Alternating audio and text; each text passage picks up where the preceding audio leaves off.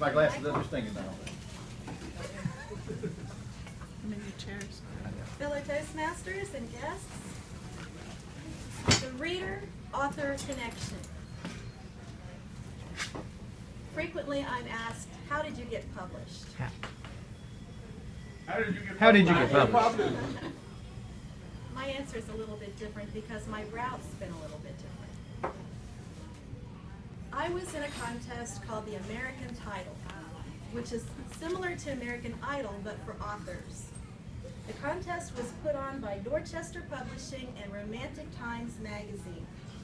And there were 10 authors competing for one publishing contract from Dorchester. So this was a good contest to be in. And it established my first reader-author connection. We had to introduce ourselves. We had to provide an author photo, an author bio, and have a website before we even had a book to sell, before we even had a contract. Which is a different way to go about it. Usually, you think the reader-author connection is about selling books, but it's about more than that. And the publishers know that, which is why you need to have these things in place before your book comes out. So we had to put these things in place. And we had readers voting. I made it through the first round of the contest. I was so excited because I made it through that first round, so it seemed more real. The goal seemed closer, a little bit closer to touch. I thought, hey, you know, this may be a possibility. I could get that first contract and get a book out.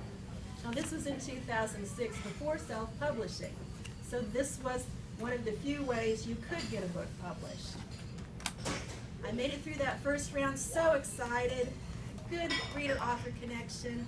I had my website, I could go in the back end and see readers from all around the world connecting, checking me out. Very exciting.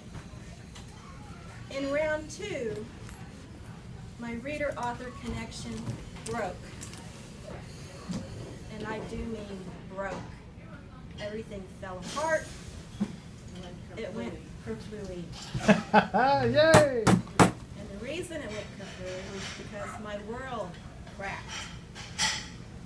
My husband went in to have surgery on a blockage on his heart.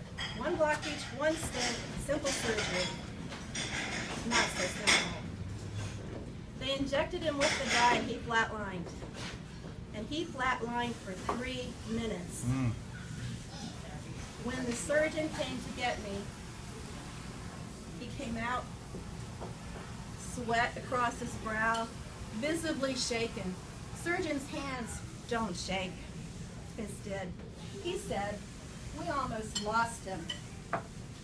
Come with me.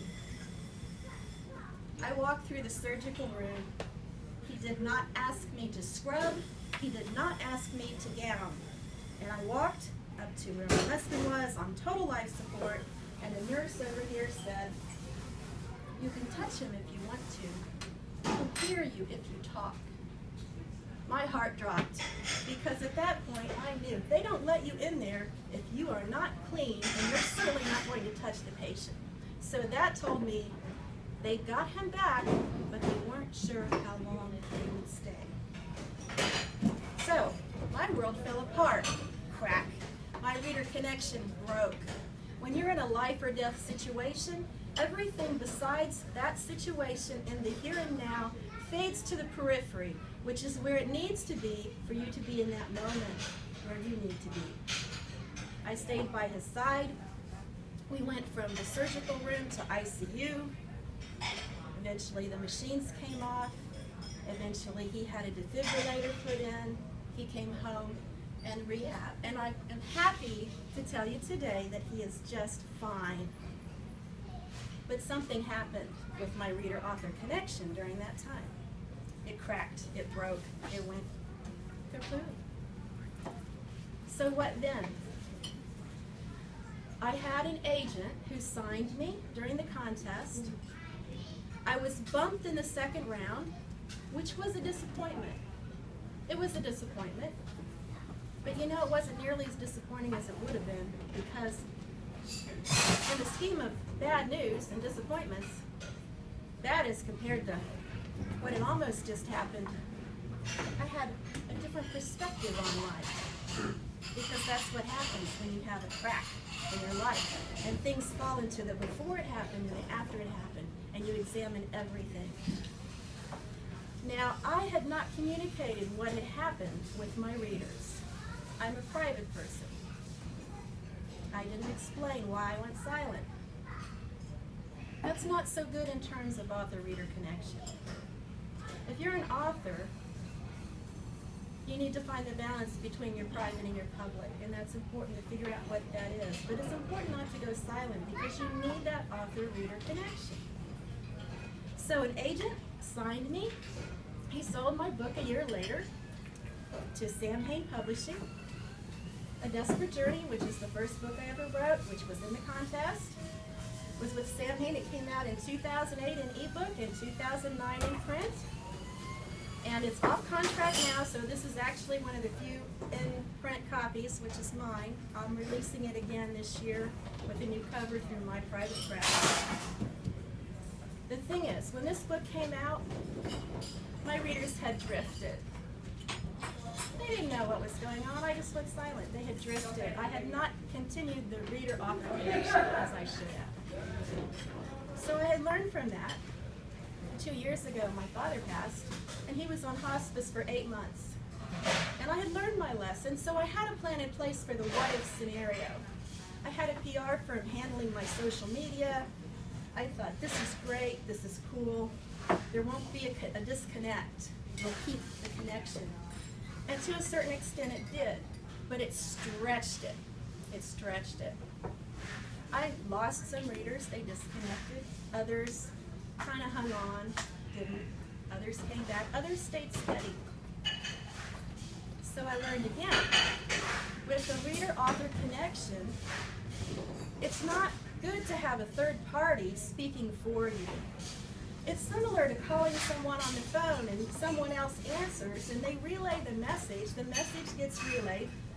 It may or may not be relayed in the way in which you wanted it to be, or heard in which the way you were hoping it would be. There's no connection in order to improve communications. Were I to have that experience again, I would make different choices. I would say, I'll be away for the month of July, for instance. I will be back on August the 5th at this event online from 6 to 8 to chat with my readers. Because you don't want to disconnect. You don't want to become distant. It's like communicating with anyone. You want connection. That's what readers really want. The reader-author connection is not about selling books. It's about communicating and connecting with people as human beings.